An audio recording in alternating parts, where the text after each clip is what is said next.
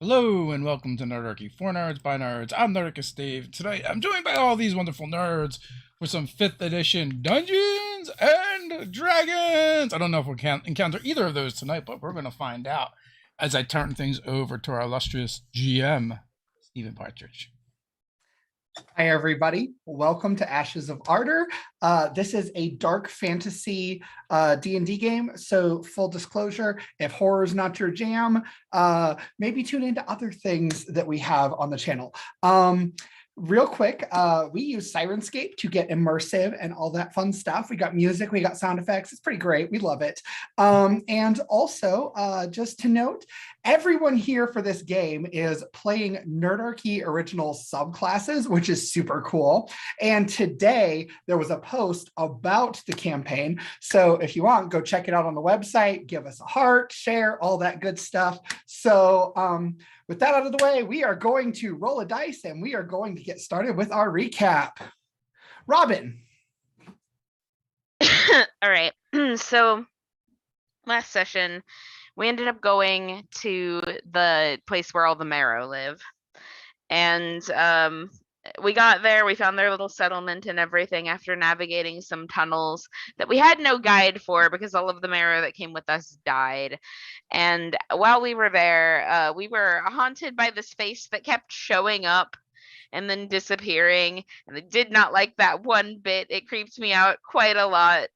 And I'm going to stop myself there so I don't take over the entire recap and pass it to Doug today.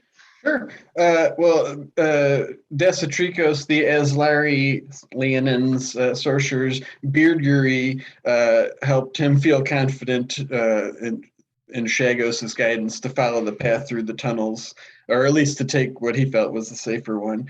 And upon getting to the Marrow settlement, Desatrikos tried his best to be a diplomat and maintain good relations with the people. We met with Velessa, who was like a very wise Marrow chieftain druidess, and she brought us into like an inner sanctum where we learned that she was also a keeper of the green flame at one point, which was stolen, and we helped Strahd perform a very complex magical ritual to restore that flame, which he felt partially responsible for. But I will that and leave it to Ted to continue.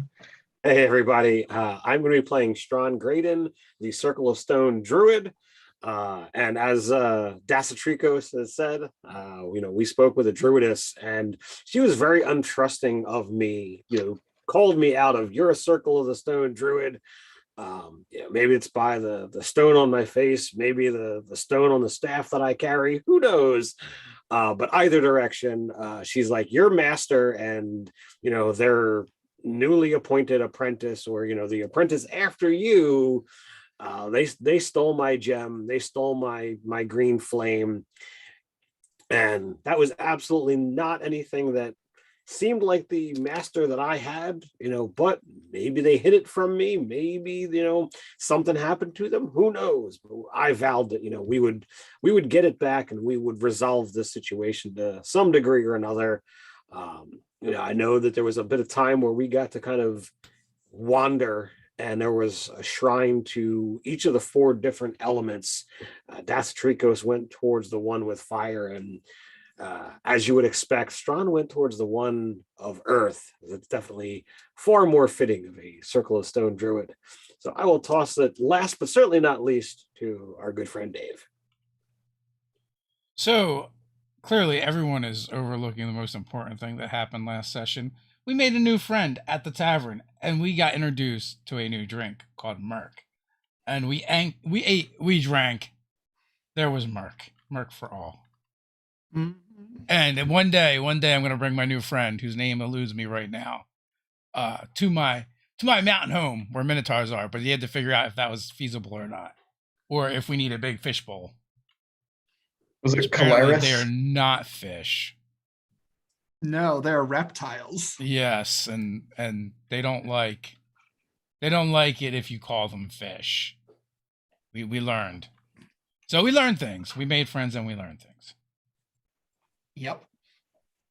And you guys ended up going with Valessa to her chambers, where she revealed that she had a walking glass, which is a special mirror made of obsidian that can allow you to walk into the wild, the realm of dreams, the place where magic comes from. You stepped through and you found yourselves on the crest of this hill, overlooking what seemed to be a vast landscape. There are floating islands with water pouring off of them from seemingly nowhere into small lakes.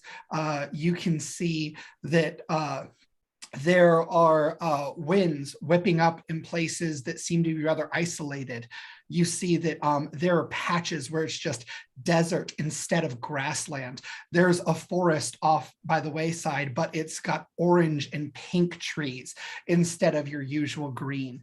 You see there is an area that looks almost like a bog with this murky blue purple fog just rolling all over it, sort of contained in that isolated area. And you see what looks to be a decimated town that's still smoldering. You guys can choose where you want to go. What do you want to bet that has something to do with what we're looking for? Yeah, that looks not good. We should figure that out. Certainly seems out of place amongst this ephemeral beauty. Yeah, and if there are any that are still alive, we absolutely should do what we can to help them. Having the houses and whatnot burn and then consume the forest is not good for anything. Indeed. Is it like bright out? Like, is it like day? So it seems like it's almost twilight. You can see that there are currently 3 moons in the sky. I which quickly is different from your own scan world. for like any of the pride constellations that I'm so familiar with. You don't see any. In fact, you don't see any stars in the sky here at all. There are clouds. They're rolling with this brilliant yellow. The sky itself is a mix of purple, pink, and orange. So, is there anything that I know about this place? Seeing 3 moons. Does that tell me anything? You would know that this is a marker of being in the wild. In fact, those who accidentally wander into the wild will claim that they have seen 3 moons. And so it's sort of like a tell, like if you cross the threshold where the veil is thin, for example. So you may as find in Feywild, or as in like some other description? it is very similar to the Feywild in that way. It's sort of like if you took Feywild, Shadowfell, Elemental Chaos, and all the other planes and just mashed them into one, because there's different like regions that are these places in the wild. You said it's like a dimension of dreams, right? Yes. Most races who dream go into what is called the Veil of Illusions when they dream. It's a place where you can't be touched by anything from the wild, but you can see certain things into it, and you can you also see things from your imagination. It's one thing to visit the Veil of Illusion, it's quite another to be here now, beyond it. So how bad is this fire raging? So the fire is smoldering. It's not raging at all. It's out. It's like, yeah. I'm gonna still go look and see if there's anyone that needs help, if there's anyone alive. Sure. I'm going with Strawn. Survey the area, see if they see anything moving in the ashes or the rubble. Okay. So you guys are all going down into the village. So as you go into the village, you find that you don't see any telltale signs of recent burning. It's weird. It looks like everything is long gone. In fact, there are cobwebs on carts that are currently smoldering still. The cobwebs should be catching, and they're not. You see that there are like broken aspects of the buildings where pieces have crumbled off, chimneys have crumbled. And you also can give me a perception check, actually, or investigation, your choice. Perception is a 14. Okay. So is the music working or am I crazy? Yeah, I hear it. I hear it. Okay. I It may don't be hear working That's for what I you was asking. guys, but So- I was in a different game last week using Syrinscape, and I don't know how to get back into your game. Oh no. That's weird. Okay. At any rate, so you said you got a 16? 14. 14. Okay. You see movement inside one of the crumbled houses. I'll go take a look. Okay. So you go to open the door and you find that the doorknob itself, the metal, crumbles like ash in your hand. And the door just sort of creaks open. And inside, you see a child sitting at a table. And the child has their back facing you, and it looks like they may be eating. They have long hair, but the hair is white. And you see their skin is this almost gray color, like it has no real pigment to it. So I'll call out, see if I can get the child's attention. I mean, it doesn't look like the house is about to fall over or anything, right? No, it doesn't look like the house is about to fall over at all. So I'm not gonna yell. I'll just kind of make a a hello, hi there, just to try and gather their attention and not trying to startle them. Okay. So you do that, and they start kicking their feet under the table just almost playfully, and they start singing this little rhyme about bones and mush. We'll make some stuff and it will be so much fun. And they start like mumbling this like very gory language. In common? In common. Well, we all sang Ring Around the Rosie as kids, so. All right, I'll step into the house and try to see if I can get them to actually turn towards me. Okay.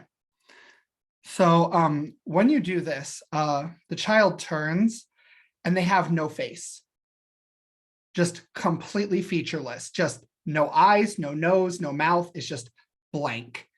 And they turn and say, "Mommy, what's for dinner?" Believe you are mistaken. I want to walk up to the kid and do one of these in front of his face or their face. Okay. You do that. The child does not respond. Did anyone else make a perception or investigation roll? I did, but it was only 13. Okay. I didn't, but I will. And I wasn't like filing right in. I'm kind of like looking at the other buildings around as they're doing this, Okay. just to see if anything else is stirring. I got a dirty 20 for Dirty perception. 20. Okay. So you enter another one of these houses and you see a woman standing. I didn't mean going and in. I meant cooking. like he's going in. I'm just like looking to see if anything else is going on while they're investigating. Oh, okay. In another house, a woman is cooking. Mhm. It seems that she is baking bread, but she keeps putting it into the oven and then leaning out and pulling it out. And then she'll lean and put it in the oven again and then pull it out. And there's no fire in the oven. It's not lit. It's just an unlit oven and a wad of dough on this big wooden spatula. And she's just humming to herself as she does this. Okay. As I notice that, I'll start turning to the group just as Gortham's walking inside to do that. Like, I would best be cautious. You also start feeling raindrops.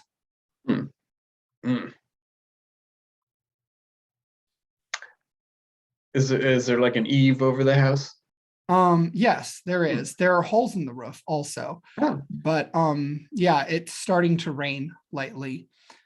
And when the raindrops hit the ground, you see ripples and they light up, they illuminate with blue. So that there's just like this illuminated blue ripples just peppering along the ground. Okay. Yeah, my hackles are raised. So As I'm huddling under the eave. I'll say to the kid, I don't believe your mother is here. Mommy, what do you mean? Does it roughly look like a human child? Yes. Kid, you ain't got to worry about your mother. You don't have a face. And I scoop them up by their shoulders to kind of like examine them. Okay, when you try to pick them up, your hand passes through them. Ghost! And they back away. Your hoof steps on a broken piece of pottery, it seems, as it breaks more. And when you look down, just instinctively, it looks like a child's face. Is it pottery that looks like a child's face? Or it looks like... Yes, it looks like a child's face, but it is cracked like stone pottery. Uh-huh, because I stepped on it. Mm-hmm. Oh, man. That's... I'm sorry, kid. I think I found your face. Why Just are like, you? what do you mean you want water, tiny Satan? Why are you calling me mother? Mommy, it hurts. What hurts? There's something here. It's not supposed to be here. It hurts. Can you show me? I'll show you. And you feel something that's like icy, like freezing, frigid cold, and sends a chill through your bones. Grab your hand as the child takes your hand, and you can feel their hand touching yours. Sure. And they lead you into another room, and you see a 8-foot tall humanoid with the bottom half looks like a horse, and the top half looks like a woman with this shirt of beads that just hangs over her chest, and her hair is braided with a variety of different beads in it, and she has like pieces of armor incorporated into these like leather patches that are strapped together in such a way to give her some coverage and protection over her torso. Does And she have a face? When you enter the room, she turns around and she looks fairly normal. Who are you? I am Strawn. This child says there's something here that does not belong. She looks at you and looks around. What child? I look down to whatever direction that the child is holding my hand and just kind of not, incline my head. There's no child there anymore. The child's gone? Yep. Did we all see it to begin with? The child? You saw the child. Okay. But when Strawn walked through that doorway, he vanished. Okay. Well, apparently the child has disappeared. Gonna lean over. Are either of you like still in the house where the child was? Yeah, I'm in there. I lean over to Gortham and I'm like, is that normal behavior for the tiny humanoids? I don't know. All of the ones that I've encountered had faces. And also, You're it's a ghost, I think, because my hands went through it. I guess. I mean, like, you've got a better hand up on this than I do. Dwarves don't ever child. Oh, it sounds so much better that way. Do my umbral horde senses tingle since I've been here? No, they don't. No more than in the real world, that is, the waking world. But you noticed that when Strawn walked through that threshold of the next room, it was just like, and he was gone. Oh, we don't see Strand anymore? Right, like he just turned into a vapor and dissipated. Oh, jeez. Too much magic. So in that case, we should probably follow after. Yes. Indeed. Well, I don't know. Do you want to be turned into vapor?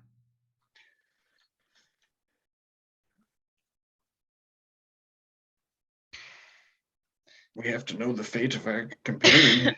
He has, if nothing else, he has the stone seal pieces that we need. Oh, that's true. I will go over to the doorway. I'll snatch up that face, chuck it through. Okay. It can't be any more unsettling than this side of the door. You chuck it through the doorway and it crashes and you see it there in the room, the empty room. Oh, should be fine. Go up to the door, grab each side of the door jamb, and just put my big cow minotaur head through the doorway and look around. Okay. When you do, because you're a spell eater, you would notice and recognize the strong metallic odor of magic that's always kind of been here since you've walked through that mirror, but it's really strong right now. And you feel your fur bristling everywhere. And you actually see little bolts of static jumping between your fingers. And you guys watch as he sticks his head through the bedroom and his head's just now gone, but his body's still in the room. And when you stick your head through the doorway, Gortham, you find yourself in a marsh.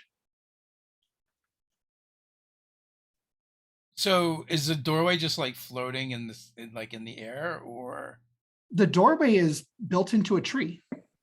that makes sense. Strawn, and I step forward looking for Strawn. Okay. I'll see if I can find any broken reeds that are kind of fresh or anything like that. To see if I can't pick up his tracks. Okay. So I'll follow with Senta pretty quickly after that if Gortham goes through. All right. So you see Gortham walks through the doorway and he's gone. Together? As you like. All right. So we'll step through as well. All right. So you both step through at the same time. And when you step through, you find yourself, Desatrikos, you are currently in an open field. It's raining. The grass is this vivid neon pink. It almost burns your eyes to look at. And it has this bioluminescent outline of orange along the veins of the blades. Oh, wow. Okay. Senta, you find yourself in a forest. Oh. You I'm walk alone. through a door built into a cave. And you're just stepping out of the cave into a craggy forest with trees that have glowing mushrooms all over the place. And you see that the roots of the trees actually stand up, so it almost looks like the trees themselves are walking. I turn to say something about how interesting this looks and then realize I'm standing here by myself. You turn and you see an eerily familiar elf standing beside you, her glowing red eyes meeting yours of whatever color you're choosing at the moment. Her long white hair has a shock of black, and she smirks at you just a little bit, and She says, "You made it, I see." And you were the face. You'll have to be a little more specific. No, I don't think I do. I'm pretty sure you know exactly what I'm talking about. Are you sure? Yes. Can you be sure of anything here, though? Really? You know, I think there's a word for that. I don't remember what it was right now, but I'm sure of a whole lot of other things. And number one on that list right at the moment is that I don't like you. What do you want? She leans close to you to whisper, and as she does, you hear her say, "The word you're looking for is existential." And No, I'm her pretty sure the voice word I'm looking for is lamplighting. and her voice carries on an echo, and you realize she's just not there anymore. And I'm just like looking around, like just angry Senta face. And around the corner of the cave, you see a familiar face, large woman, fighter, blonde hair, nearly white, tattoos on her face. "Hello, Senta." Vera? What are you? How can you be here? You died. And we're going to cut to Desatrikos. Desatrikos, you find yourself in this open field. Who do you see waiting on the other side of the field? Someone you miss. Boy, I would say miss. Oh, someone I miss. I don't really know. Let's see. It probably the person who he most learned like insights about the pride from, and Shagos in particular, as a youth back in I forget the name of it. This is like Janias. Is that Larry? Yeah. And he greatly misses that his homeland, and this is sort of reminiscent of that too. Even though it's a different colored grass and everything, he immediately sort of like remembered just like his Larry-ness and like that connection to the primal world, and so like just started like sniffing the air, even though it's a different place, of just like trying to center himself by feeling about that. So that's why he would think of that person. Okay. You see your mentor. His mane is braided intricately, and he carries this very long, tall, bladed staff. And he looks at you and says, "Remember, the pride is always with you." I don't see their stars in the sky here. The stars are all around you. You just need to look. I will look around. Sometimes his wisdom is more practical. I just sort of like look around with my, and there's other senses I had from communing with that shrine. Okay. You can make an Arcana check, or you can spend a sorcery point or a spell slot to automatically succeed. Oh yeah, I'll do that for sure. Okay. A sorcery point. When you do that, you see the entirety of the stars just all around you, to where like you're in the midst of them. You can touch them if you want to. Oh, so I could like walk around them and see them from a different perspective. Mm-hmm. Just covering the whole field. That would totally enchant me for sure. It's like seeing it. I've never seen from this perspective before. And I'm just sort of like curiously like kind of looking around at, imagining their shapes. But like, I only see them from one side of like looking down on us. And I started like looking around beyond them too, and like, are there others peering at the pride? And us? What else looks down upon us? And I sort of start peering in closer to these constellations and see like, is there any like little details that I missed? Are there anything? I'm trying to I'm focusing on like the minutia of like, yes, this is grand and it's blowing my mind, but like, can I peer in close enough to see things that are looking at my friends and I right now? You can, in fact, make a religion or arcana check, your choice. Religion all the way. Ooh, 18. 18. So you turn to your mentor just briefly, and when you do, your mentor is no longer standing there. Okay. How do you envision Shagos looking?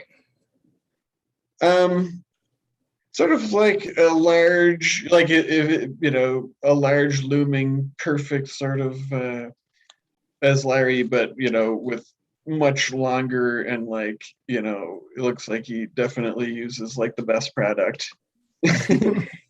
Curl, like it's just curls and shiny fur of all the different like various colorations that as Larry might be, like so it's like kind of like a sable-ish, like, where there's black and white and brown, and it's just always sort of like writhing around and shifting and forming like what looks like vestments and things. That's what the first thing he teaches us to do with our own fur. And he walks up to you and he lays this massive hand on your shoulder gently. And when he does, it's like your entire body relaxes.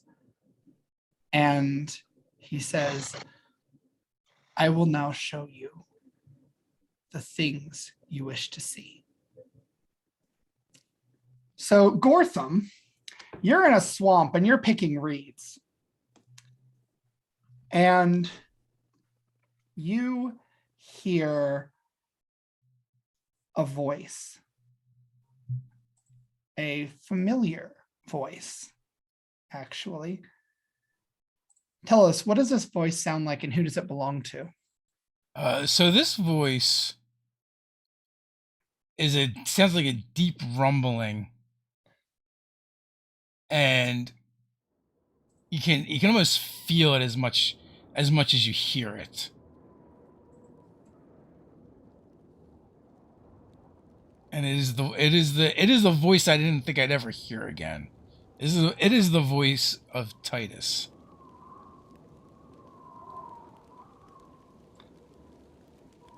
Hello, son. Father, what are you doing here? How is this possible? You called me here. Hey, Mother said you fell defending the village. I did. It was glorious. That is what Mother told me.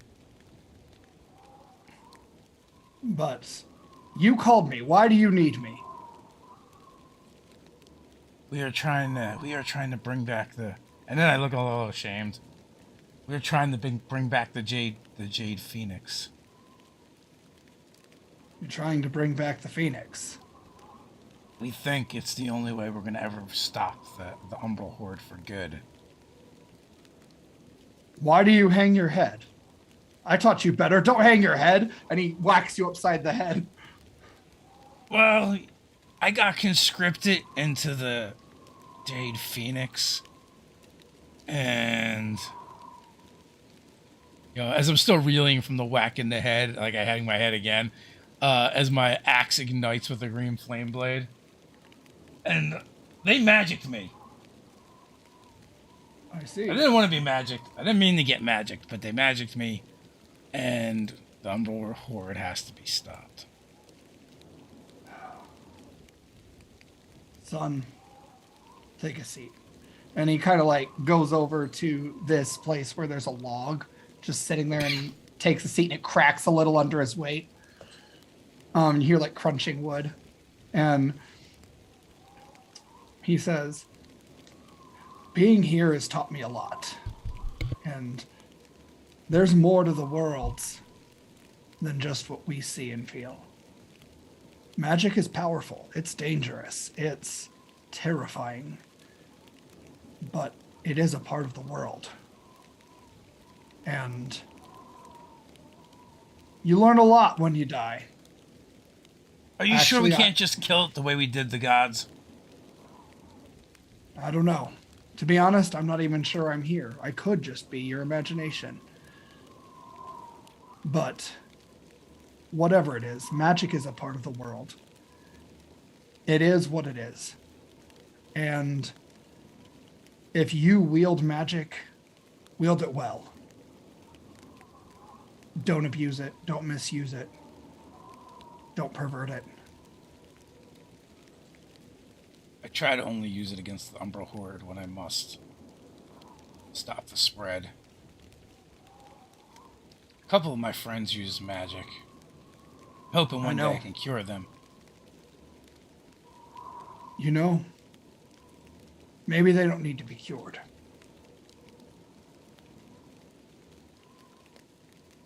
Mother seemed to like them. She always was a good judge of character. You didn't see it. I won. You won? I became the champion. You did. Finally. Good for you. I knew you would. I'm only sad I wasn't there to see it. Yeah. So am I. But then I probably would have had to face you, and then I don't know if I'd be the champion then. You would have been the champion. You would have been the champion. And he kind of like lays a hand on your shoulder. There is something here, something in this place, in this world. It's bigger than anything else I've ever seen, a bigger monster than I've ever faced. It's here. It's everywhere. It's nowhere. It looks like a giant centipede. Is Be that careful. like the thing that we fought in the end of the first session? It's what you thought was like a miniature version of this. Oh.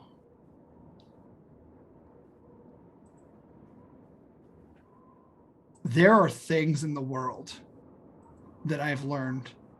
They're called ley lines, and somehow they're tied to that thing. Be careful. Can we sever them? Lines can be cut. Lines can be cut, but even if they're burned, you still have the ash. I don't know that I have all the answers, but I have a lot more insight than I did in life. And not that you were the brightest kid, but I feel like if I could have given you a little of it, maybe been a little more open, maybe you would have been more prepared for this. I am prepared. I've fought many of the Umbral Horde, and look, I even carry some of you into battle, and I grab my braids with the beard beads on them. Oh, I got those off of Mage. I've taken the name Mage Killer. Yeah, it's a good name. But there are evil people everywhere. There's good people everywhere too. You just got to know where to look and when. That is what we're discovering. We're gonna fix it though. We're gonna fix it all. We're gonna bring back the Phoenix. Yeah. Oh, by the way, I think that part of it's here somewhere. That would make sense. This all feels almost preordained. Yeah. Look for the plants turning green. Look for the plants turning green.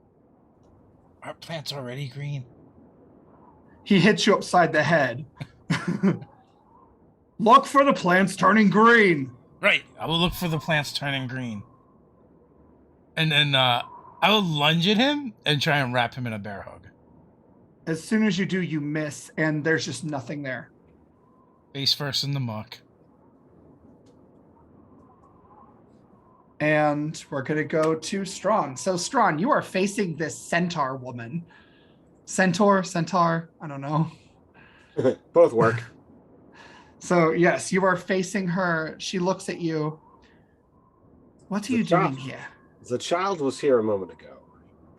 There was a child in the room behind, and pretty sure that there was something wrong with the child. Looked at me like I was his mother, and that there was something through this doorway that does not belong, and it brought him pain. Ah, you saw a specter then. So, who are you? I have given you my name. Oh, my name is Tamari. I am a centaur, as you can see. Also, I believe that my protection from the evil spirits may be what it was seeking. And she reaches into her pouch and she has this intricate, it almost looks like if you took filigree and made it into a medallion. And in the center of it is a jade shard that you would recognize to be part of the egg. Does that look like it could have been an amulet at one point in time? Yes, it does. So we do I remember my master's name? Yes, you do. I figured you were going to name them though. I had not actually gotten that far, so if you've got a name, great. If not, I'll come up with something real quick. Okay, Karth. Karth, all right. So I have come to this place, as you have asked. I am looking for an old ally, mentor of mine, one that went by the name Karth. Oh, Karth. I don't know them. The name doesn't ring a bell? What race? He was human. Human. I don't see many humans here. I've been in the wild for, well, by my reckoning, probably 5 days now. But it's entirely possible that they've come and gone since then. Well, I'm told that he is to be found here somewhere. What brings you to the wilds? I'm a centaur. We are guardians of the wild, bridges of the worlds. It is our nature. My people are still in their encampment in the material world. I stepped here briefly because I was looking for something. I had a feeling that something was wrong. Perhaps this Karth has something to do with that. Might you elaborate? Perhaps we might be able to help. And I say we, when I look back over my shoulder and don't see any of my companions. So it comes off as a little bit weird and trailed off, even though I complete the sentence. The ley lines are moving. Am I familiar with ley lines? You would be as a druid.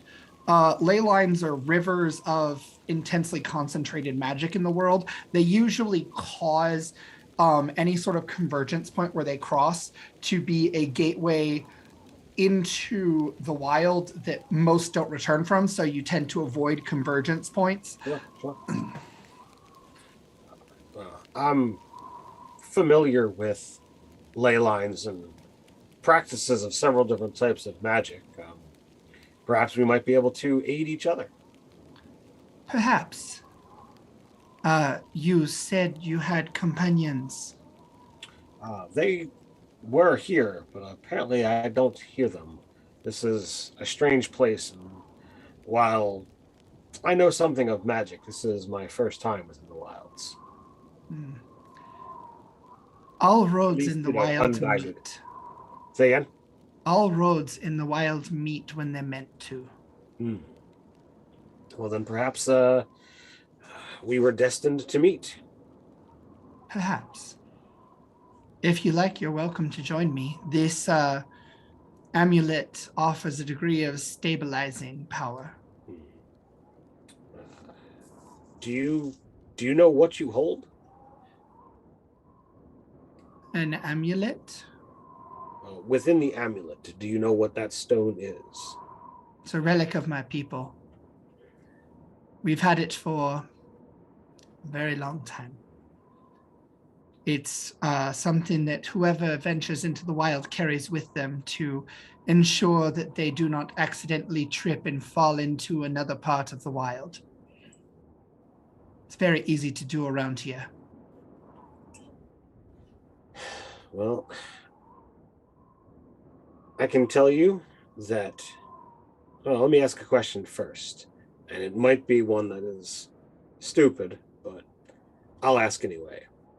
Are you aware of the Jade Phoenix? Of course, I'm aware of the Jade Phoenix. I believe this stone, as you call it, is part of its egg. Indeed. The quest that I and my companions are on are to restore the egg. I see. And I'll pull out a couple of the pieces. You have a great many. Well, upon our return, it would only be fitting then that I gave you this one.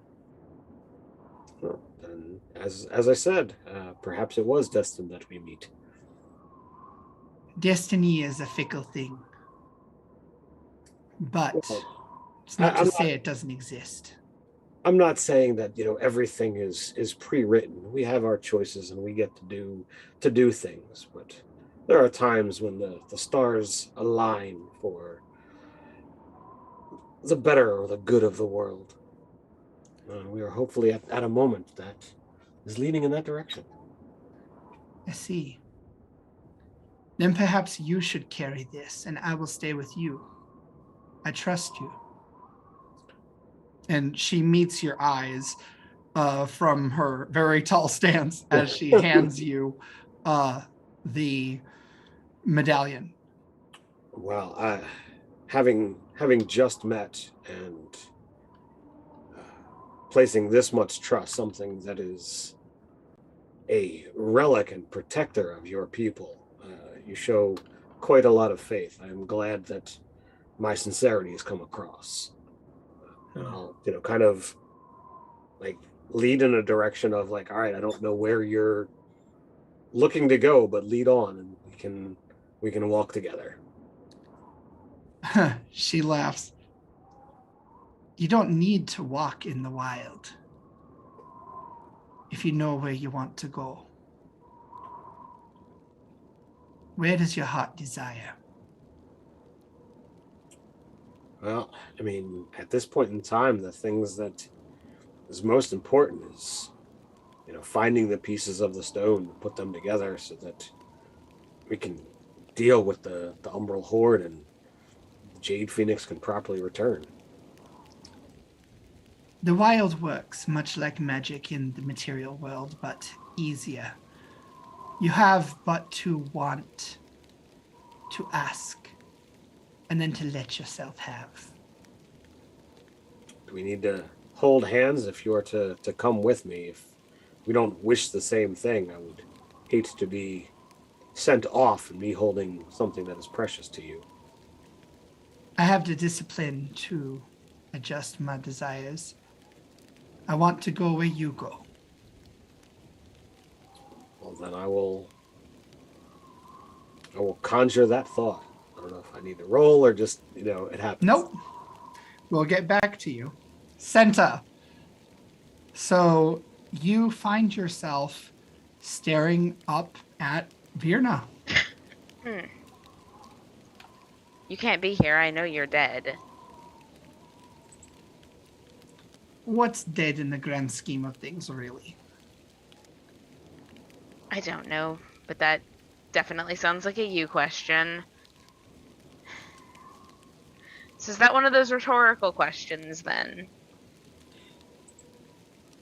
I don't have much time. Okay, well then let's make use of what we got. What do you need?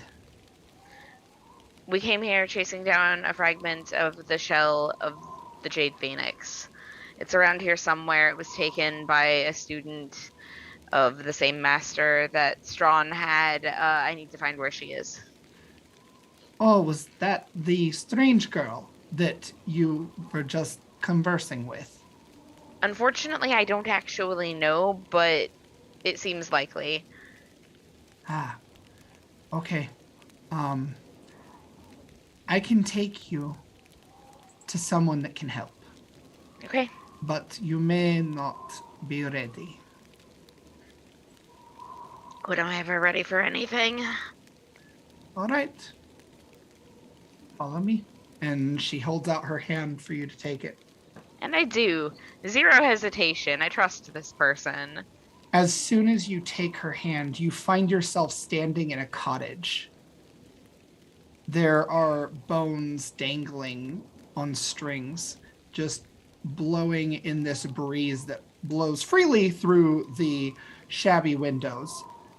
There are jars of all sorts of things everywhere. You see this bookshelf with these massive tomes, and you hear the crackling of a fire. You see hunched over this table this massive giant of a woman wearing layers upon layers of ragged clothing that forms a makeshift dress. Her black hair just strings over this pallid green skin. Her vivid yellow eyes almost hit the light like a deer's in the headlights. And she turns. You brought a friend. I glance at Virna and then back to this woman. Virna's gone now. Oh. Well, I'm here now. Hello. Hi back.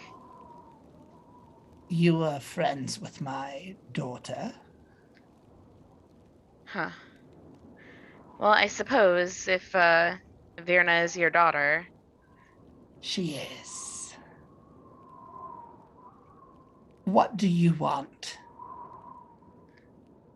I seek a fragment of the egg of the Jade Phoenix. Oh. Power. All right, I can work with power. I don't bother to correct her.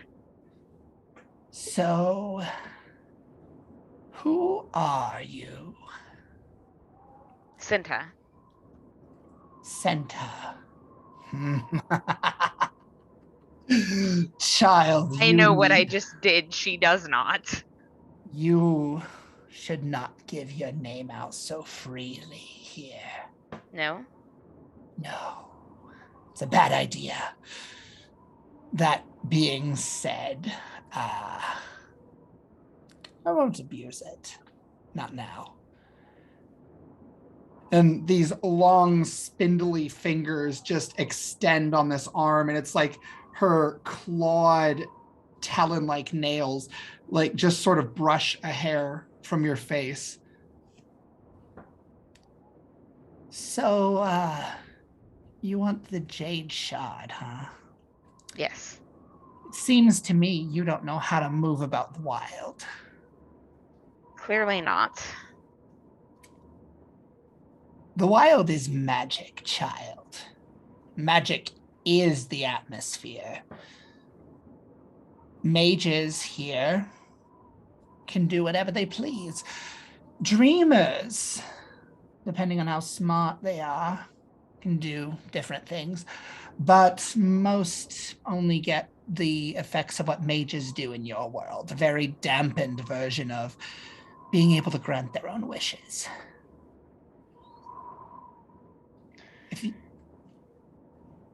If you have magic, Only very little.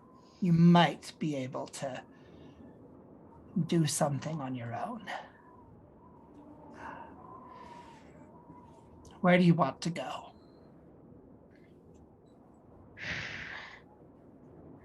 To wherever this other apprentice of Strawn's master has gone. I see. Okay. So you're looking for someone. I am. Okay. Do you have a description, a name? Names are good here. They're real good. I like I'm names. starting to gather that. Unfortunately, no one ever told me what it was. Oh. What does she look like? And I'm going to reach out with my message cantrip and show her the picture of the woman, like let her hear her voice. Okay.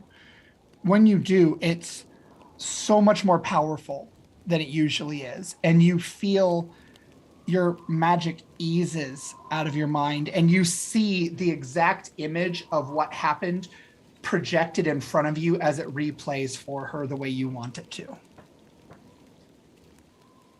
Almost like a hologram. I know, that's interesting. See? Things work better here. Everything's better here. But you're tied to the mortal world and you're not used to this, so I'll give you a helping hand. Give you something physical to latch on to. Got a good sight of her now. Come here. And I do. When you do, the chair across from her just unscoots. I'll sit in it cautiously. And her massive hand just swipes around. And when she does, this crystal orb appears in front of her, black as night. Gaze into the orb. Touch it. Feel your desire. All right. Feel your power. Feel your ability to let yourself have what you want. I will wrap a hand around the contour of this orb. Okay. Now let yourself just have it.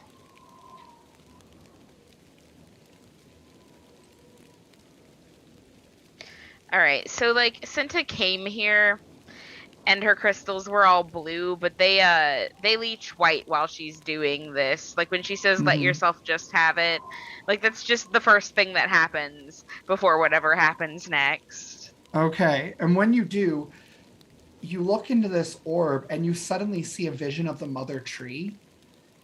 And the bark contorts into the body of a female dwarf. And she looks at you and holds out her arms to embrace you. And just as she closes around you, you hear this ear-shattering screech as she ignites and burns to ash in an instant. And you find yourself no longer in the cottage. And we'll get back to that. Okay. So, Dasatrikos, you are standing among the stars. And Shagos has touched your shoulder. He says, you can go where you want. You can look where you want. You can be what you want here. My gift to you is strongest here because this is my realm. This is our realm. This is the realm of true being.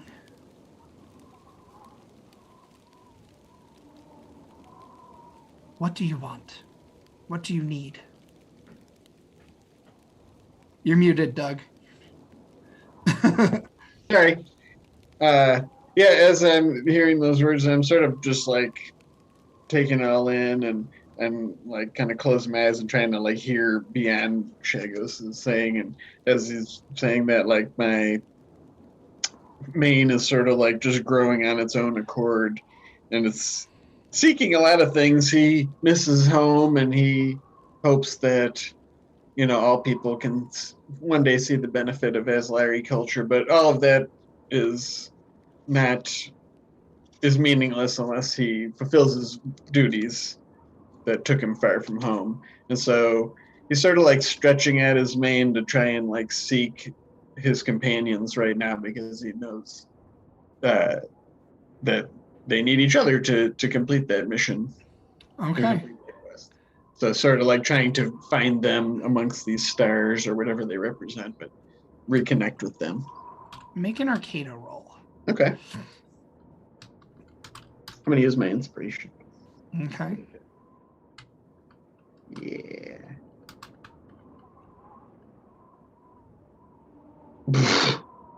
Jeez, 5. 5. As you search, your vision wanders in the material realm,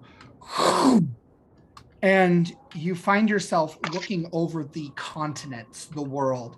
And you start zooming in and soaring in an instant, and yet it feels like an eternity all at once.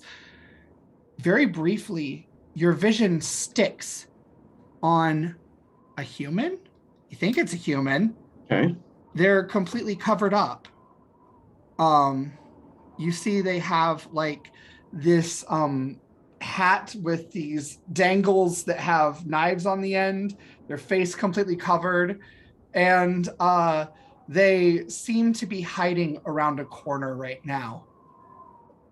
You watch as they look both ways, pull up this mask, and they're like scales flipping on their body.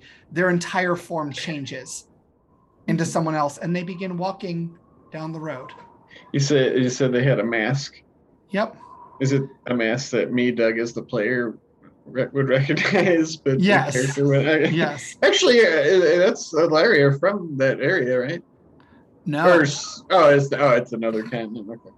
Yep. But you see that, and you have no idea why that showed up, and then your vision, and you see Senta sitting in a hut, maybe staring into this orb, and there's this enormous woman looking over, and her massive spindly arms and long fingers with these talon-like nails almost cage around her. As they shake. Oh wow, that's really evocative. So that's the first thing I see upon coming in here. Well, I trust that Shagos guided my follicles to where I need to be, and I'm going to immediately then. So I imagine I like sort of apparate here or whatever, and my mane was already sort of like reaching towards Senta, and I'm going to cast. I'm actually going to give a shout out to a rare dwarf beardomancer whose insight into beardomancy was so great that even I can understand that power through Shagos, and cast Ordo's Resilient Beard on Senta, which basically is a cocoon of impenetrable fur around her. Okay. As you do that, the woman's head snaps like lightning towards you, and you see this effect of her eyes being hit by the light. It's almost like animal eyes. Mm-hmm. And she goes, "Oh, that's interesting." And Senta vaporizes, and you likewise find your entire perception just and Gortham. You've been walking around the swamp, and you find the first green plant you've seen in a long while, relatively quickly. Another about 10 feet off. And then another. Make a survival check. Oh, good, the plants, they're turning green. And then I look around and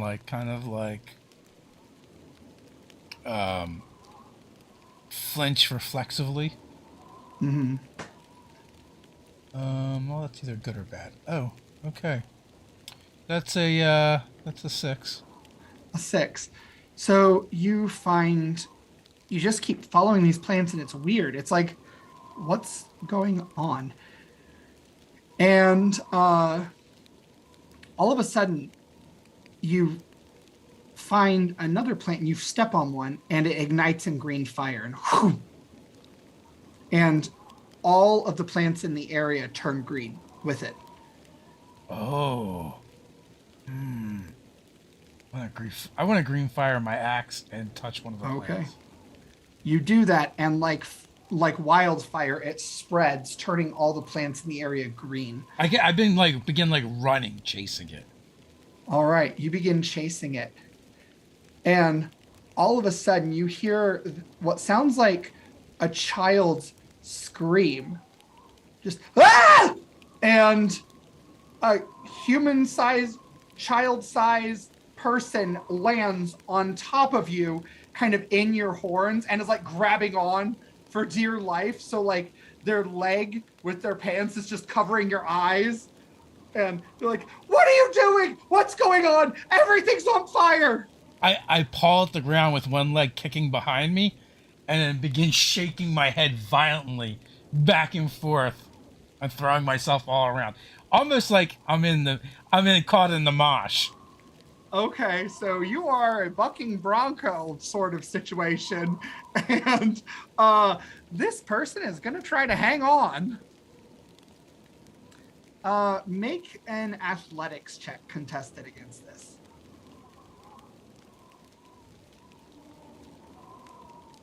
No, that's not great. That's only a 10. Quick, A 10. 10. Yeah, we Okay, did. so the person is hanging on. This child is just hanging on for dear life. And then I And kind of they're- snap out of it. Oh, I'm sorry. And I want to gently reach up and try and grab them and put them down. Okay, so you put them down and you see a creature, not a human, definitely not a human. Baggy pants with no shirt and a satchel just like slung over the shoulder. Like how He, baggy? Like MC Hammer baggy? Yes, Jenko's like MC baggy? Hammer baggy. Okay. But bare feet. And he has like these bracers made of like wrapped vines and plants. And this spiky black hair that's just kind of everywhere and contrasts his silvery skin. And After he I- has pointed ears. After I put them down, I'm definitely going to do one of these. Hey, don't do that. I don't need that. I know, but it's so cool. I like it. It's spiky. And I do it again. And he just kind of like slaps your hand. What are you doing? You touched Why my are head you first. setting everything on fire? I'm just making the plants go green. They're not supposed to be green. Oh no, my dad said, look for the plants turning green. There's already plants turning green other places. It's terrible. Why is it terrible? Where I'm from, all the plants are green. And I look It's around not real natural. quick. It's not natural. It's gross. Ugh, looks like material world. Ugh. Ugh. Well, I'm just a material minotaur. No, what do you mean they're not supposed to be green here? What color? You want them to be brown?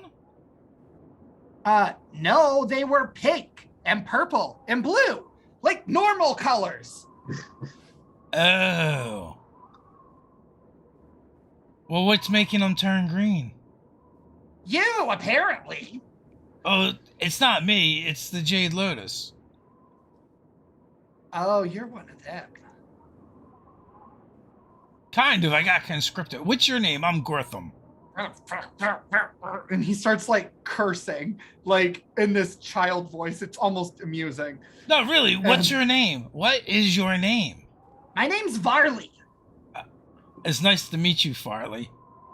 No, Varley with a V. Oh, Varley with a V. You don't have V's where you come from? Well, the wealthier neighborhoods do.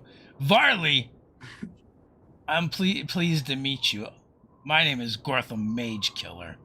I just give him kind of a look. You kill mages? What's wrong with you? And he just kind of like steps back. What, you don't? No! They're in league with the Umbral Horde. Everyone knows that. No, they're not.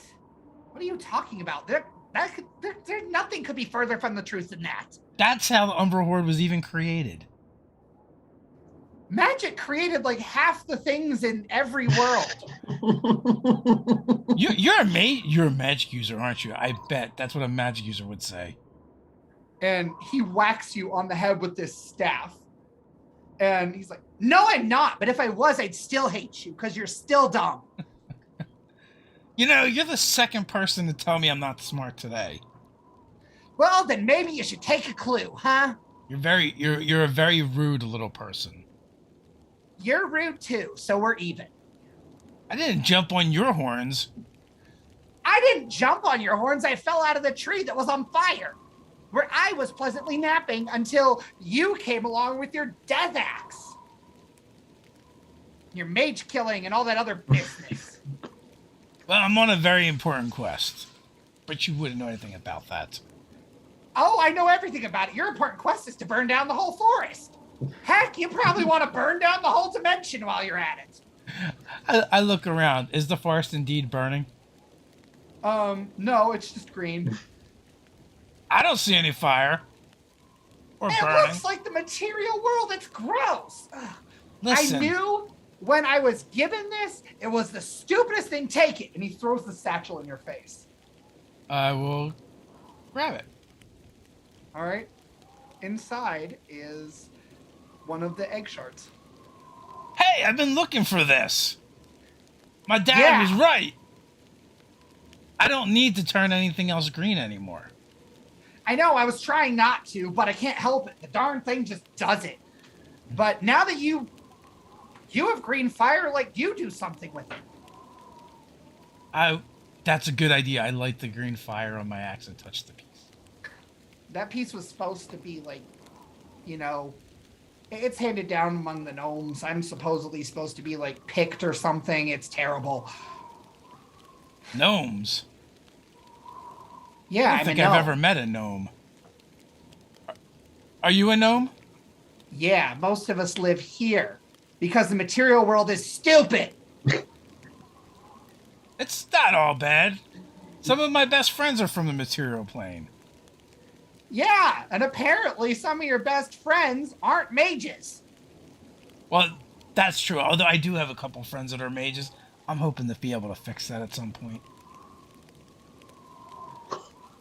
And he just kind of gives you this look like he's so dumbfounded. It's like, you ever meet someone that drinks too much? No. You've never met, like, you don't have a town drunk here or anything? No, booze is a material thing. Oh, well, you're We really got better missing out. stuff.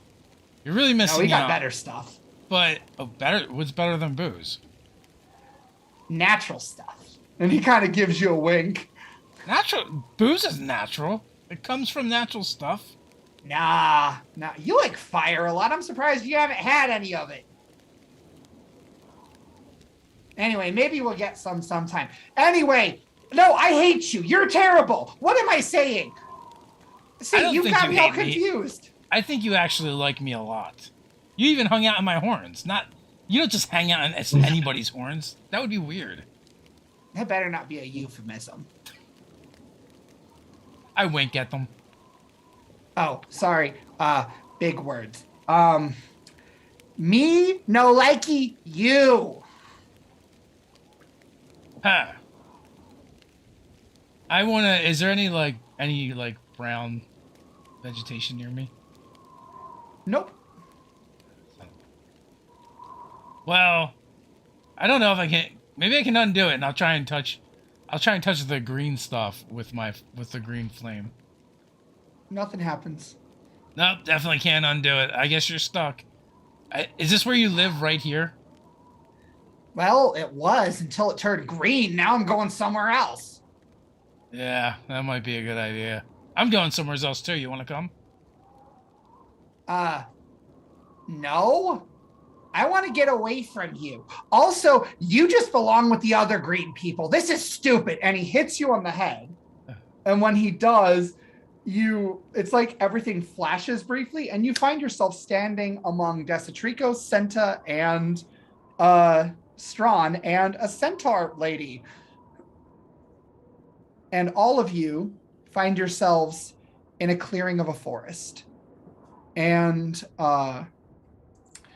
what's weird is the trees here have what looks like bookshelves built into them, or possibly grown into them. It's really strange.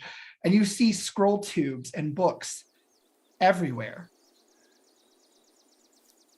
And you see that the plants here do not look colorful or nice or neon or glowing. They all are gray and black and blue and dead looking. The trees are gnarled. You see that a lot of the bookshelves have like these thorny growths, just like that are constricting and choking the trees, covering all of the books. You see that the flowers here are wilted and dead, brittle to the touch. I want to touch the ground, and I want to will life back into these plants. With Druidcraft? I'll cast a spell if you want me to, but if I'm still in the place where things happen because I will it, that's what I'm attempting to do. Okay. So you do it, and it turns vibrant briefly, and as soon as you don't touch it anymore, it wilts back. And you get this really sick feeling in the pit of your stomach. And it's the strangest sensation because it's almost like palpitations meets nausea, but not in the sense of a heart attack. It's like your blood is sick. Hey, Strawn, Yes. try using the green flame. I'll call forth produce flame and try that. Okay.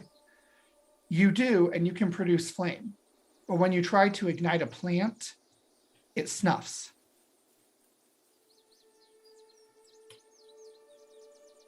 I'll pull out a piece of the shard into the hand that I would produce the flame and try that. Okay. When you do that, the plant does turn green, but only part of it. It's like splotchy green now. So it's like gray and green splotched together. I want to try and hold it and see if I can call the thorny vines covering the books and see if I can undo that. Like get the vines to recede. Okay. Make an Arcana check. I can do that. Or nature, if you want. Arcane is better. 19 on the die. 23. 19. All right. You do manage to get the vines in one shelf to recede just enough. They start creaking and groaning, almost like they're complaining about what you're doing. And you can reach in to retrieve a single book or scroll. I'll take a book. That Okay. bookshelf reminds me of my friend Varley. Who is Varley? Just another person that complains a lot. Here's another piece of the shell. Oh, really?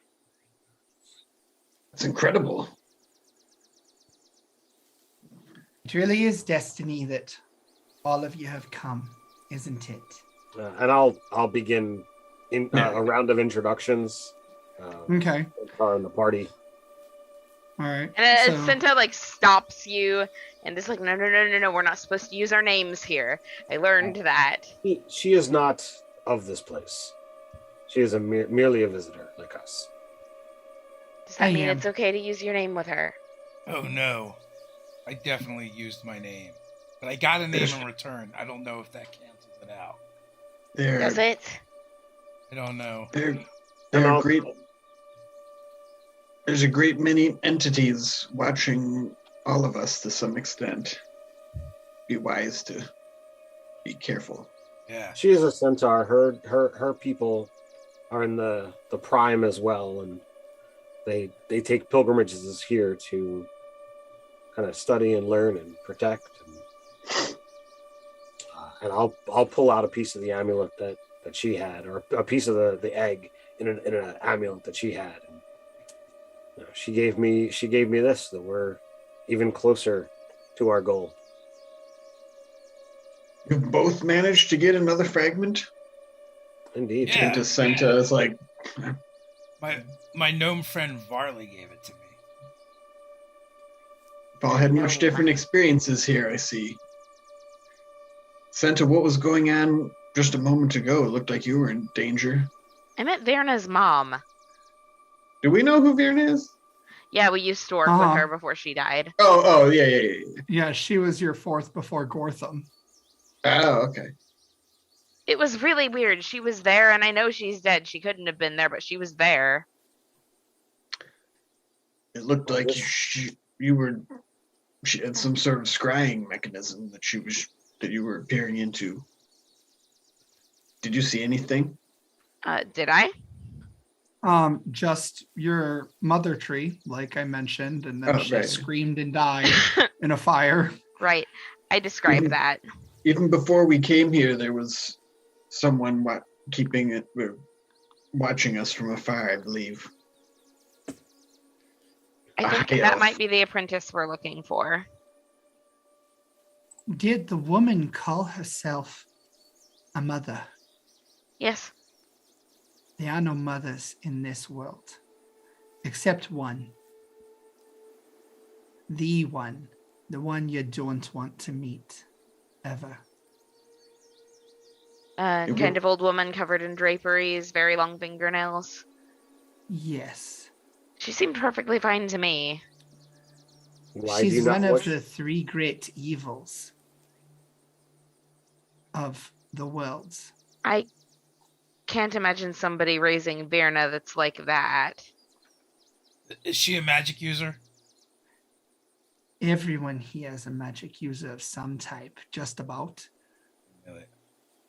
This is the source of all magic, Gortham. This place. Many people call her Pride. The one who watched us was a high elf with platinum hair. And skin like ivory. That's not the mother. That's not the woman. Is that the one you're looking for, though? Yes. Ah. I think. I don't know. I severed the strands that connected them to us. I see. The one with the red eyes. Did she have red eyes? I don't remember that from the descriptions. Red eyes. What race? I believe she was Elven. Oh no! The one No! That was a high elf. No! Oh no! And she just starts like holding her head. What's the matter? Ma'am. She is one of the rulers of the High Elves, the old rulers of the High Elves. One of the ruling families that protected the High Elves when the Warlock Lords were around. They're very rude. They're the reason the High Elves were not taken, like the Wood Elves. They're the immortals. The vampires. So, was smarting off to her a bad idea? Oh, yes. So I might have caused us quite a bit of trouble, just so everyone's aware. We were already in the ultimate of trouble. Trying to stop the Ember Horde. I mean, those are tall positive prints to walk in. Senta, you feel a cheek brush your cheek as all of a sudden this red-eyed, pallid high elf is just immediately with her face next to yours, and she says, "You know that let's play a reaction. game." You know that visceral reaction people have when there's a spider on them? Uh-huh. I do that. And all of you now see this young woman just standing in your midst. Is that the person I saw when I stopped whoever was crying? Or Yep. Oh. Mm-hmm. All of you have seen this face. So this is the person we think has the shard? Yep. Oh.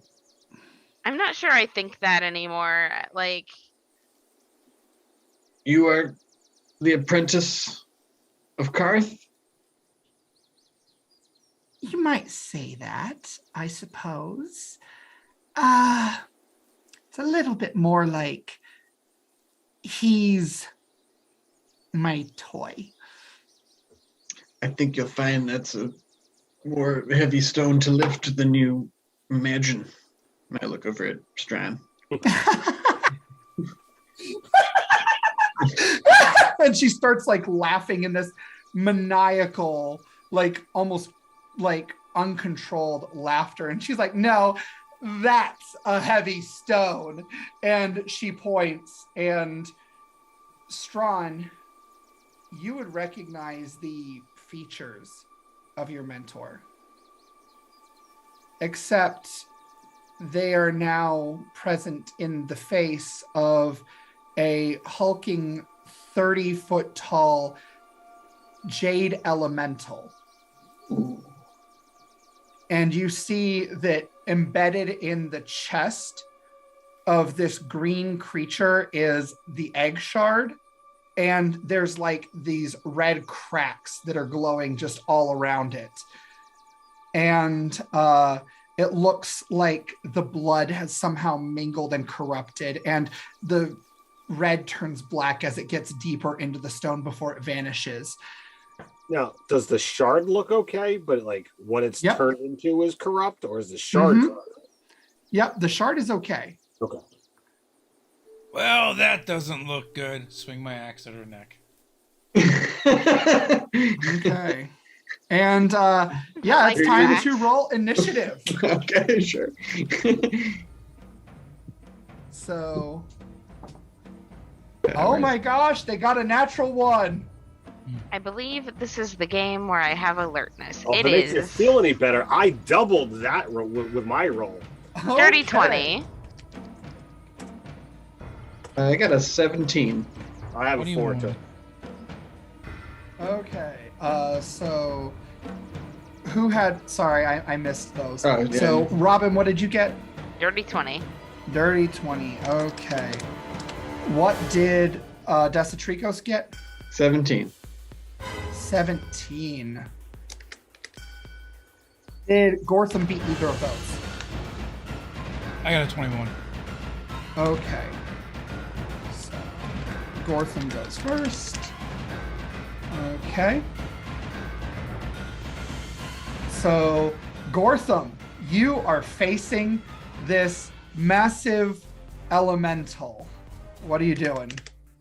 Swinging my axe at the elf. Okay. Make an attack roll. All right, we will rage first. Okay. Is this And is reckless this a attack. surprise round since he said, I'm doing this? It is not a surprise round because she absolutely expected you to Sure. attack. I always have to vie in favor of the party, so. That Does is a dirty totally 20 fair. hit? A dirty 20 does hit her. All right, so she's going to take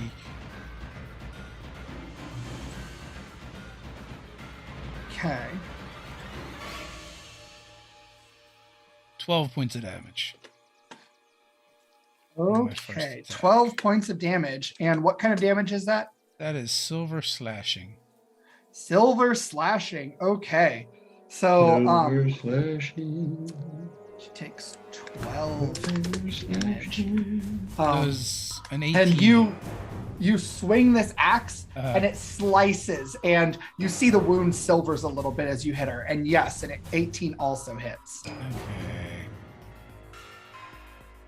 Ooh, another 15. Ooh, 15. Oh, wow. Okay, so 27 total. So you slash one way and then slash another, and she hisses and screeches at you. You're no fun! And I'm a Say riot something. at Lady. parties. His name's Mage Killer Lady. Okay. So let's What he does ain't activate pretty. Cruel Intent. and then dagger some. Yeah, a 9 is probably not going to hit. 9 does not hit. And I already used my bonus action. Okay. I have inspiration. You do have inspiration. And my inspiration was the difference between 9 total and 26 total on a nat 20. Yeah. Oh, yes. Oh, yes. Roll that damage. You're hitting her, you said? Yeah. All right. What else is there to hit here? The The Jade golem. Golem. Oh, yeah. 30 Don't worry, foot golem. Strand and I got that. I'm like, By the way, if she happened to be of concentrating stone, on man. any spells, that check is a disadvantage. She is not concentrating because she hasn't cast anything yet. She was pretty confident she could get away from you, but she just sucks on initiative. 22, sir.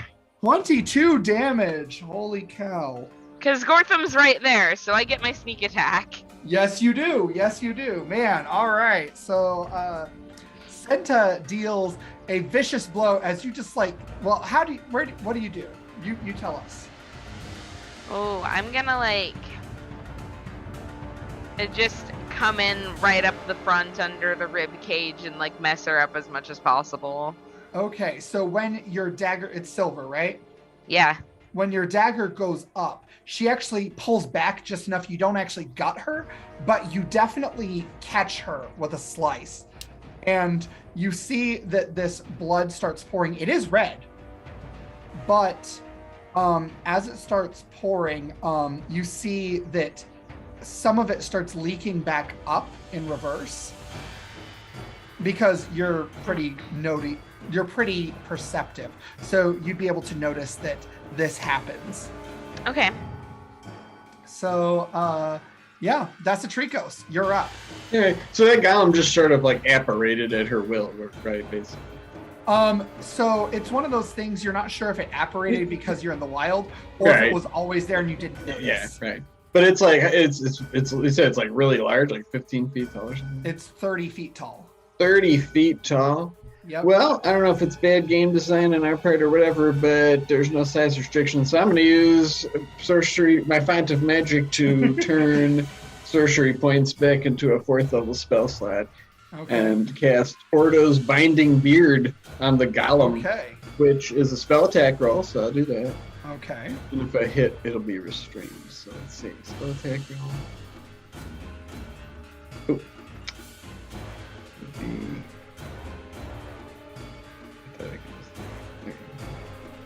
Oh man, nat 20 plus 6 is 26. Oh, okay. Absolutely hits. Okay. And it doesn't do any damage, but let's see. It is my main, lashes out and wraps itself tightly around the target. So I'd imagine just like its arms and legs. I'm just trying to restrain it because Okay. I don't know how much we all know or learned quickly, but I figured like, well, if it's somehow connected to Strong's man, I'm going to try to kill it. But I'll try to restrain it. And Okay. it's restrained for a minute. It's concentration on my part. At the end of each of its turns, it can try to make a strength check to break free. Okay. We'll see since you got a nat 20 that those will be made at disadvantage. Okay. Thanks. Cool. That's what So, Strawn, you're up. What are you doing? All right. Well, it looks like well, first of all, let me ask this question: Does it look like she's trying to get away? It doesn't right now, but she hasn't gotten a chance to go. It's like she really wasn't expecting you guys to react as quickly as you did. She greatly underestimated you. All right. Well, if she does decide to do that, I'm at least going to be prepared. So I will howl at the 3 moons. I don't know if there's anything that I can will the magic to be stronger here. You said that magic is more powerful, so I'm trying to buy into that as much as possible. Maybe my wolves are bigger, stronger, faster, whatever have you. But I'm going to send 6 against the restrained golem and the other 2 against her. Okay, so you let out this howl, and you see that these wolves that come out are dire wolves. I was hoping you'd say that. And riding atop one of them is a gnome that Gortham would recognize. Yes. And he's got his hand like in the air and he's like, "What are you guys doing? Where are you going? I thought we were gonna play." I knew we were friends. You totally missed me. Oh no, not you again. So that's a 21 and a 22 to hit her. Okay, those both hit.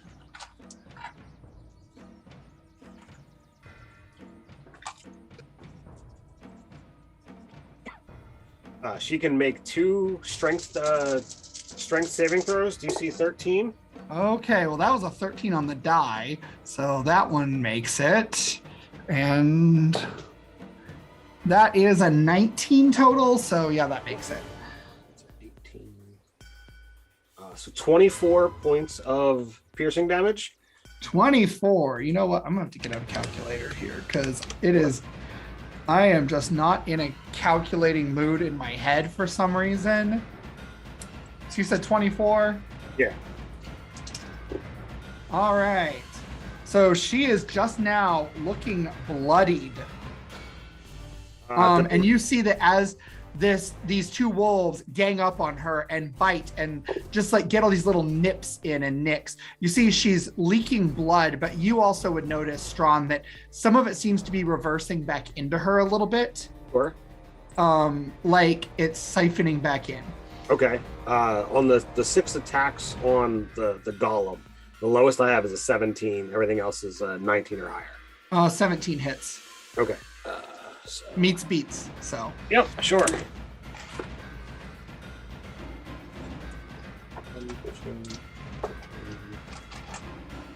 Four.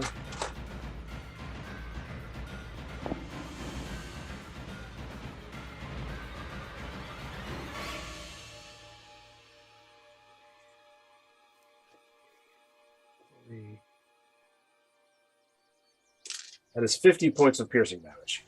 50?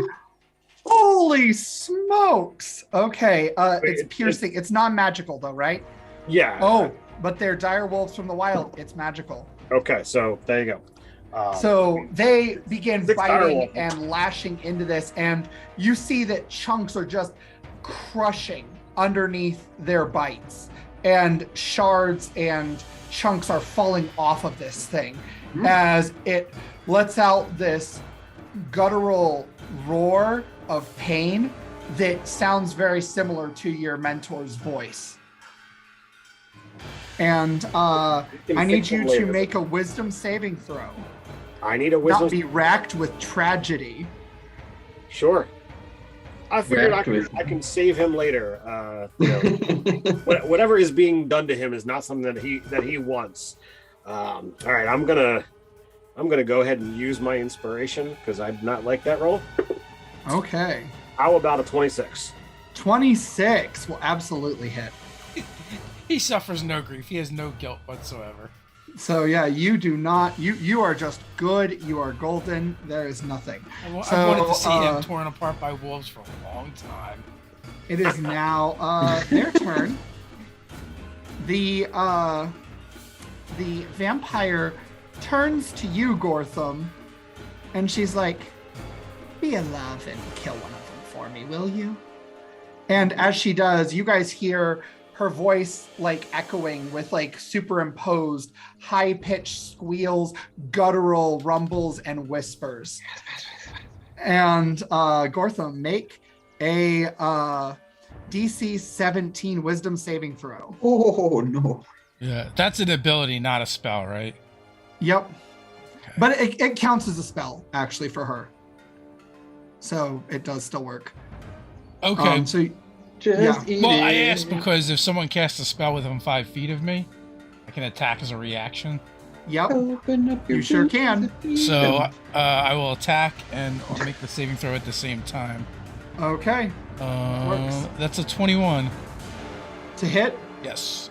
that hits. And that's going to be 12 points of damage. 12 points of damage. And now we got to make a saving throw. Mm-hmm. Oh, and I have advantage on saves that are made, spells that are within 5 foot of me. So That'll help, but Mhm. it's still. Oh, that would be a nat 20 on the die. That's a dirty 19, my Okay. friends. So she whispers at you and casts the spell, and when she does, you're just like, nah, I'm good. Just hack at her. And because you got a nat 20 on that You save, funny lady. we will say that you are also incapable of being charmed by her for the remainder of the combat. Well, that's good news for somebody. Probably my Yeah. party. So the Jade Elemental is going to try to escape. Mhm. Does a 15 escape? Yeah.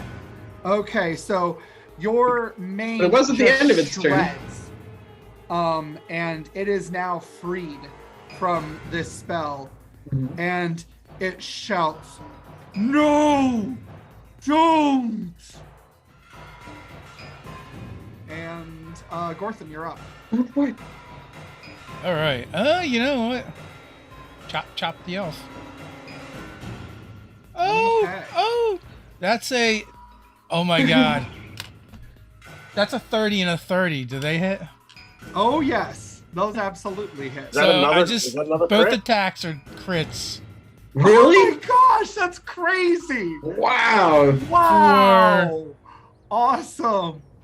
26 for the first attack. Yeah. It's funny because I double clicked by accident and they both Uh-huh. just came up. All right, so Okay. that's gonna be That's crazy. 21 plus. So 29 for the second attack. 29, Ooh. 26. Dear Lord, Dave, that's awesome. She is holding on by a thread right now. Wow. And Senta, you're up. So you just like carve into her, right? Like just hack, and you actually get partway into her neck.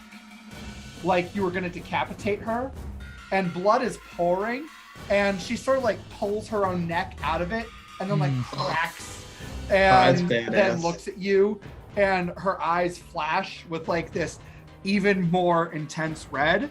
Oh my gosh. Senta, you're up. You're muted. That will be 25 to hit and 19 damage with my silver dagger. Okay. So, you do 19 damage. Describe how you kill her. Oh, we're gonna part that head from its shoulders. Like, because I'm using a dagger, that probably wouldn't work. Let's just open her throat.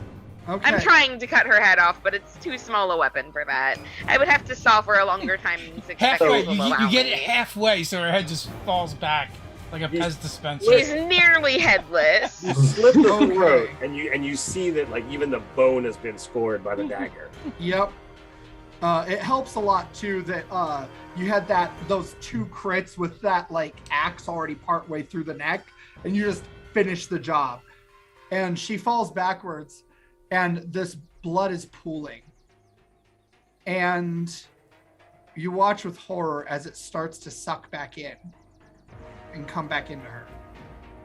And Someone set her on Desatricos. fire. Desatricos. That thing's 30 feet tall. I am. So let's see. What did he say? What did this guy say? Just don't. It said no, Yeah, don't. And I can see that the thing's embedded in his chest. Mm-hmm. Do I have like? I mean, I don't want to meta too much, but like, am I aware that like this is his mentor and it's like been changed in some way? Yeah, I would imagine you could piece it together pretty Okay, easily. then I am going to quicken spell and quickly just go like this with my main into a tap knot, so that I have Okay. advantage on athletics checks and just like try to bound forward and leap up. I just want to try to grab that thing and pull it out. Okay, make an athletics check. Okay. Thank goodness I get it. Oof, no, not good. Only 8. So you miss even grabbing the thing as it sort of just leans back a little bit and your claws barely scrape against this stony surface. I sort of look over at Strawn and be just like kind of for guidance. I'm not sure what to do. As well, like I think, like, can you, are you able to cure this stony prison around him? I don't know. I can try. As I say, as I just sort of like land in a huff on the other side of him. Strawn, you're up. So I'm going to try something. Okay. I always like to try and push things whenever I can.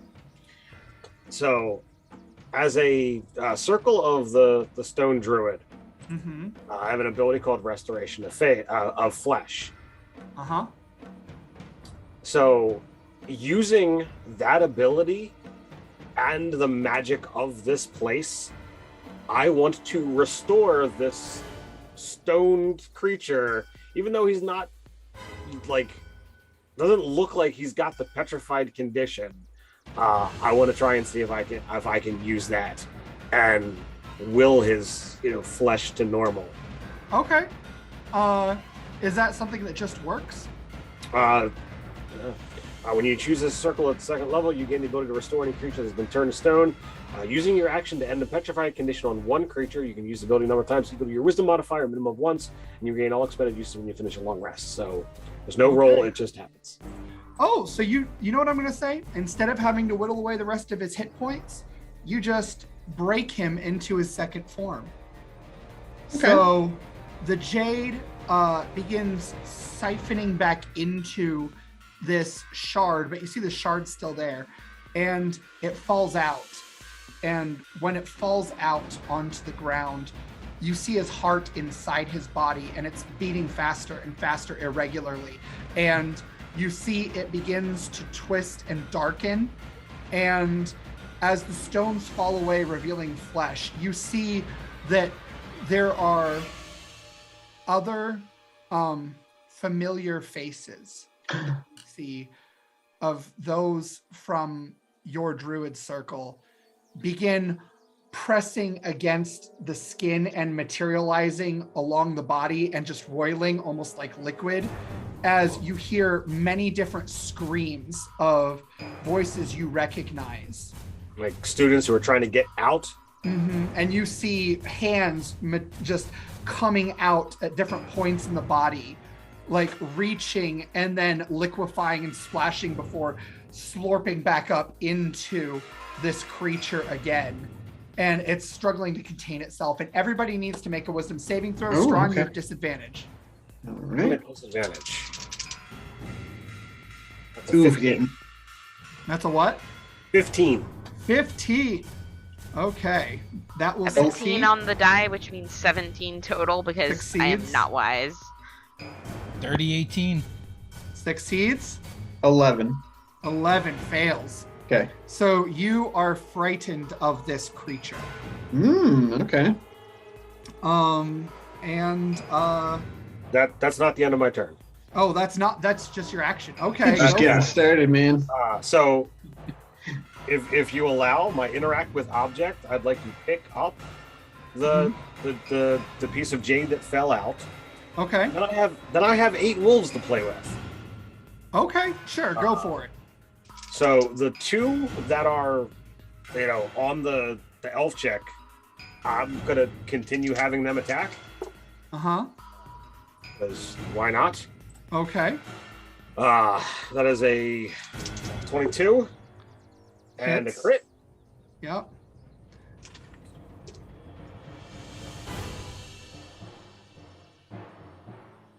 So that is 10, 20, 25, 31 to her. Okay. If it does anything. It does actually. 18. Guessing a 12 is gonna miss. Not right now. The crystal guy. Oh yeah, 12 misses for that. So it's 1. 14. 14 does not hit. All right. That's a 23,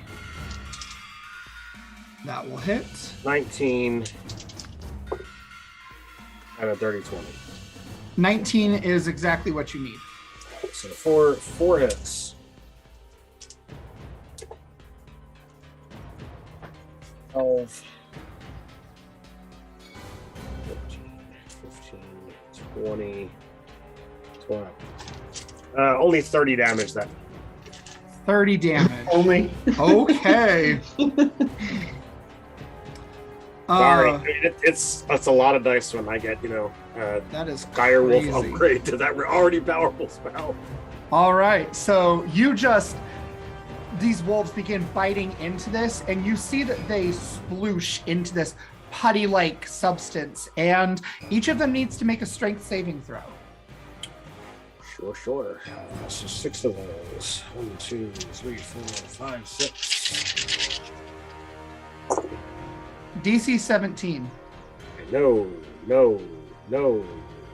All but one failed. Okay, those that failed are absorbed into this putty form, and you watch as their fur melts away and turns into this same sort of material. And All right, the thing well, I got one left. recovers 40 hit points. Oh, that wasn't good. Who did the elf? The elemental. Oh, And you see that the wolves that bite into this vampire, they utterly destroy the body, and as the last one chomps, the body evaporates into smoke. And very briefly, you feel a cheek against your cheek as you see her face. And she says, "I'll tell your circle you said hello." And then she just vanishes. I think my circle's already right there.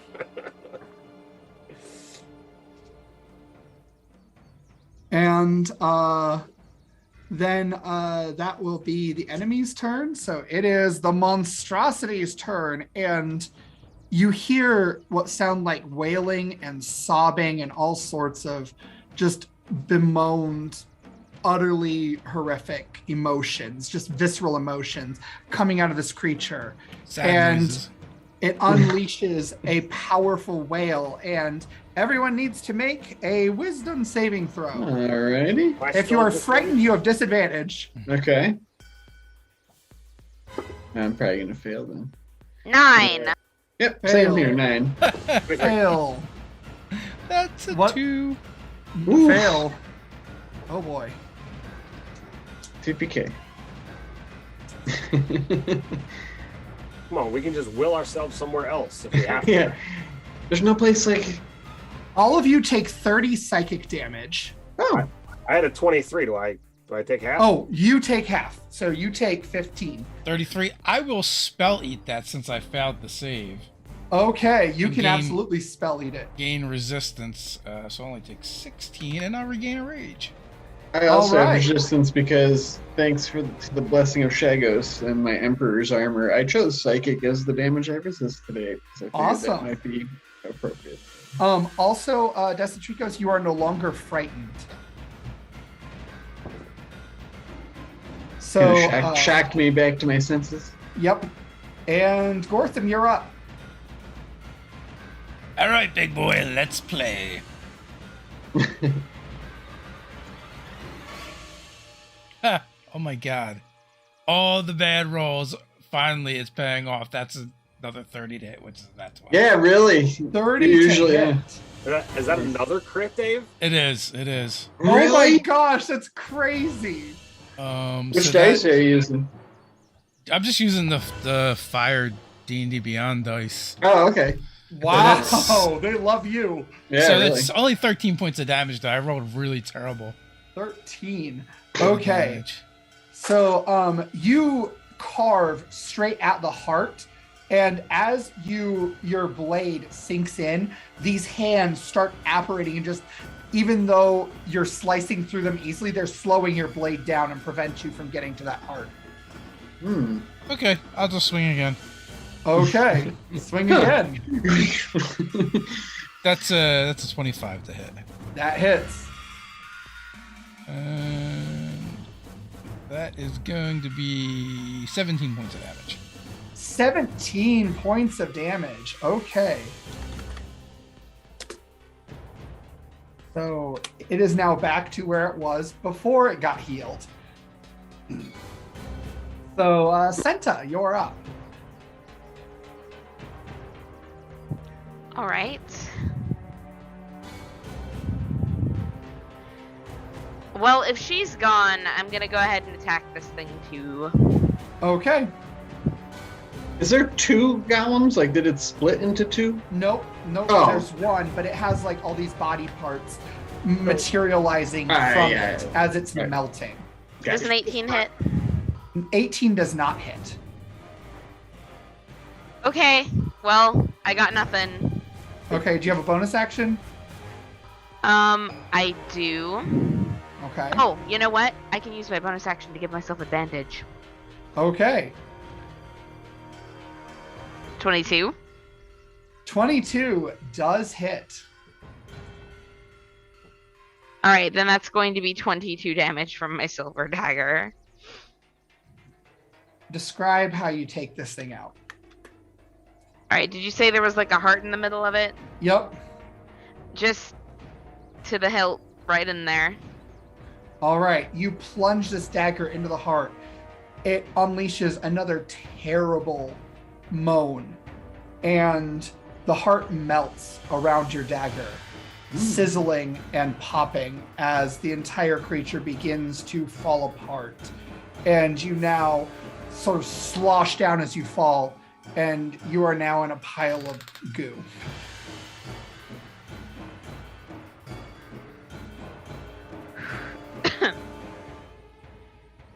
Gross. The thing is no more.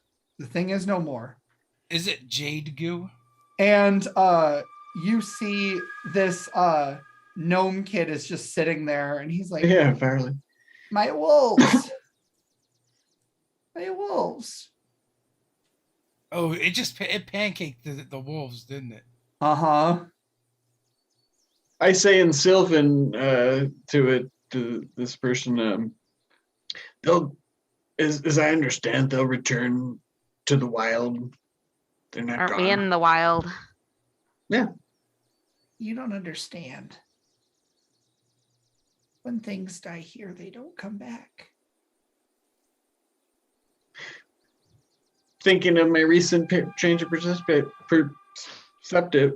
I say maybe they're reborn in another place. They're not elves. Who knows what they are ultimately? I look over to where the wolves were.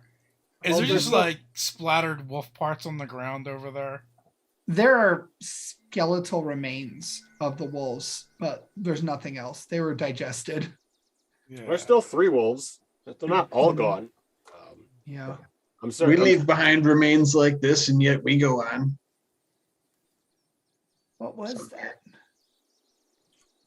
Speaking of which, do I have any clue what that was? You don't. Outside of she mentioned your circle. I recognize some of the faces. Mhm. I don't know whether that was a trick of its magic meant to torment me, or whether that was actually composed of people I once knew. Well, Anyone trained in Arcana can make a roll. Nope. 12. 12. So you would be able to piece together that, yeah, this was probably some sort of disgusting necromancy that moshed together a bunch of bodies into something else.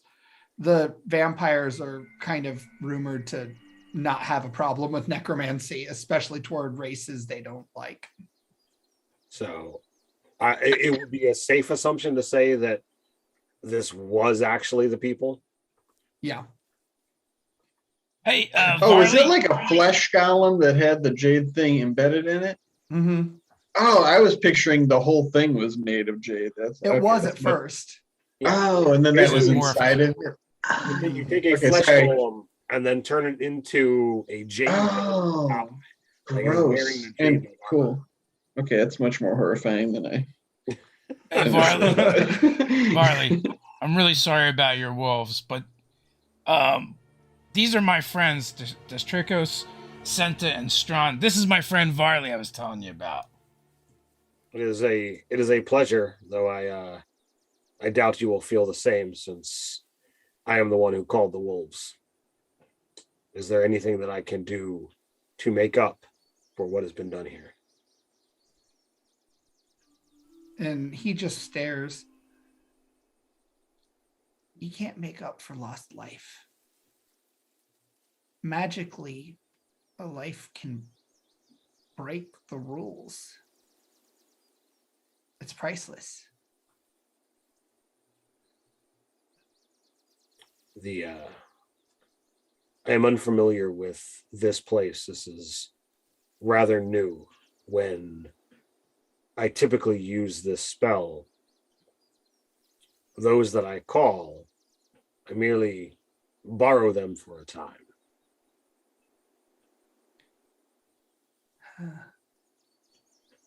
Not here. Here it's different. I don't know. I knew something was off. I knew that someone came with another piece like I had. 2 of them. And one of them wanted to do something terrible to the world. That's why I went out with mine. And whatever she was going to do, I guess you stopped her. You saying there was another person besides her? Well, someone else came with one of these. I sensed it. I'm going to use Is the centaur still here? Yeah, she's been kind of like watching, and you see that she actually was during that whole combat, she was kind of standing off to the side, just looking utterly horrified. Like she's never seen anything like this before And in her entire life. What was her name again? Tamari.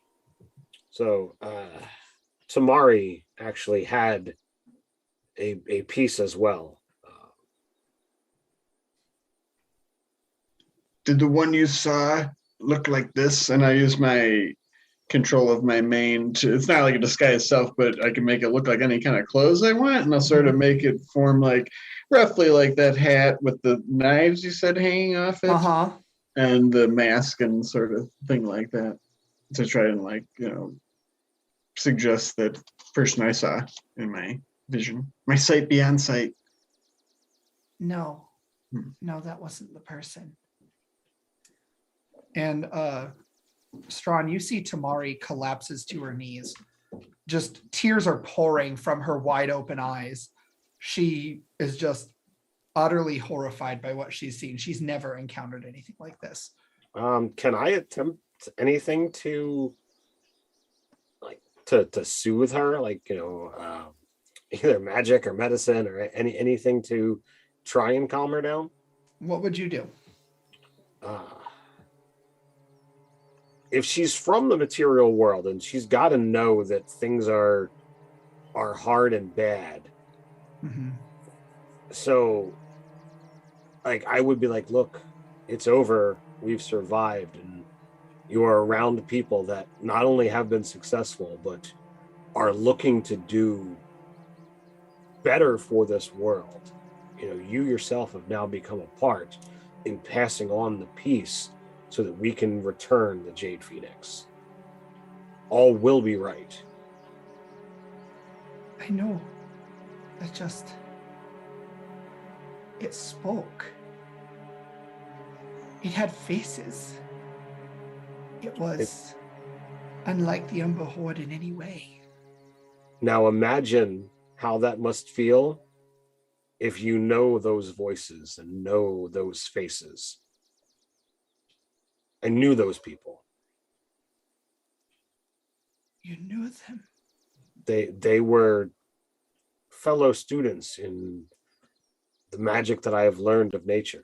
The one whose central body it was the one who taught me. I'm so sorry. If we allow those who use the dark magic to succeed, if we give in to the hate and the fear, those who are already winning will gather another piece of our world.